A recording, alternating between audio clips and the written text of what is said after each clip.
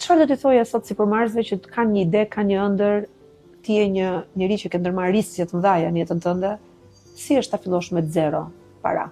Unë ju them që mos keni kur frikë, sepse nëse ju i bini prej frikës, ajo është absolutisht pjesa më e vështirë dhe ajo që pjesa më e madhe e njerëzve ngelin dhe kthehen mbrapa dhe pastaj pendohen.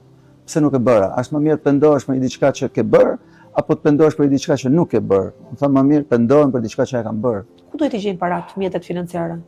Gjëja e parë, duke punuar i punësuar të tjerët, kur ti e ke horizontin e hapur dhe ke disponibilitetin me veten tënde dhe ke një qëllim, nuk refuzon pra asnjë lloj detyre që t'jepet, sepse pikërisht aty qëndron suksesi nesërmëte që ti do kesh për veten tënde.